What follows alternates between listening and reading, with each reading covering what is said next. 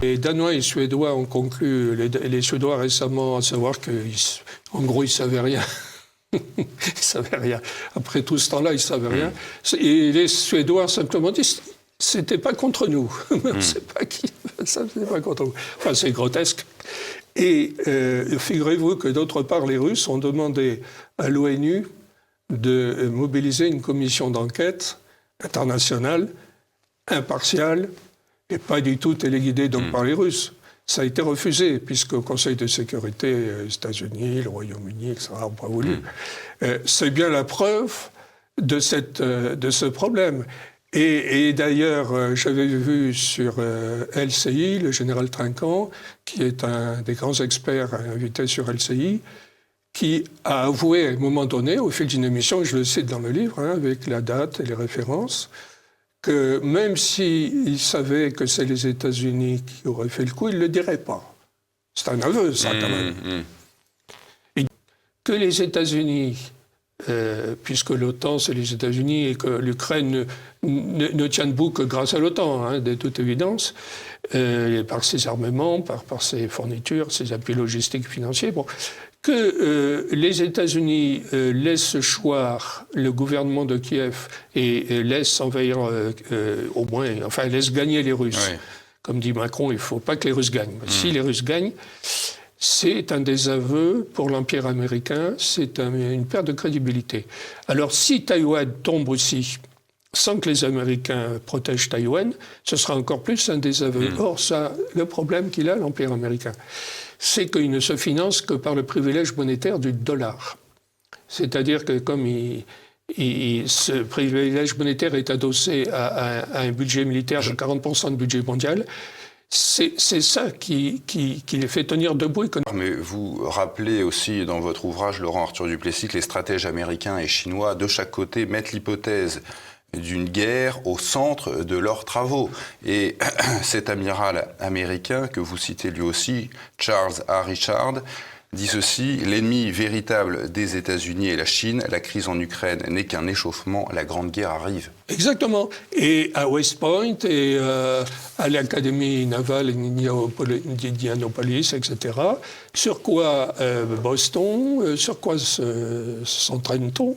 C'est sur les plans de bataille dans l'Indo-Pacifique, dans le cadre d'une guerre opposant les États-Unis à la Chine. Le risque que court Israël est, je dirais, multiple. D'abord, il y a tout de même une certaine fuite des cerveaux actuellement en Israël, parce que beaucoup de gens se disent que Israël n'est plus le havre de paix pour les Juifs, le refuge pour les Juifs du monde entier. Je crois que Kissinger, avant sa mort, avait prédit la mort d'Israël pour le 21e siècle. Enfin. Ouais. Et en effet, c'est gros comme un timbre-poste, Israël. Il n'y a aucune profondeur stratégique. Et moi, je reste persuadé que, de toute manière, aucun pays musulman, en tout cas dans les profondeurs de la psyché collective, n'a vraiment accepté l'existence d'un État juif indépendant en son sein. Moi, je crois qu'il n'y a pas de solution dans ce conflit-là. On parle de la solution à deux États. Oui, enfin, ça fait des années qu'on nous en parle et qu'Israël joue avec ça et qu'ils font tout pour que ça n'arrive pas. Oui. Et puis en plus, au point où en sont arrivées les psychologies des uns et des autres, je crois que c'est devenu impossible. D'autre part, la réislamisation du monde musulman, décrite par Samuel Huntington dans son Choc des civilisations, paru en 1995, elle est à l'œuvre. Le mouvement palestinien, alors c'est vrai qu'Israël a encouragé ça, mais le mouvement palestinien s'est beaucoup islamisé. Et puis sont arrivés les intellectuels anti-européens à la fin du XIXe siècle, qui, eux, ont prôné au contraire de tourner le dos aux valeurs et aux institutions européennes et de revenir à des valeurs traditionnelles islamiques. C'est la réindigénisation du monde musulman dont parle Huntington. Et eux ont dit, prenons les technologies européennes, mais ne prenons pas les valeurs européennes, ne prenons pas les institutions européennes. Retrouvons, au contraire, le califat, les institutions islamiques traditionnelles, notamment ottomanes, etc.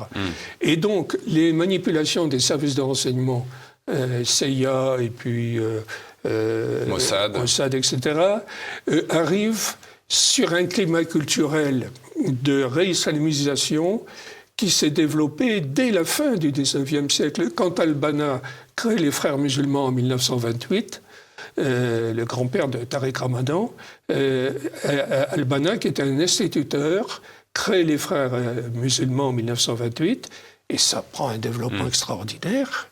Il aurait essayé de faire ça en 1830, ça n'aurait pas marché. Ça n'aurait pas marché. Donc, il y a des vagues de fond, et après, il y a des surfeurs qui sont sur ces vagues de fond. Mais s'il n'y a pas la vague de fond, il n'y a pas le surfeur.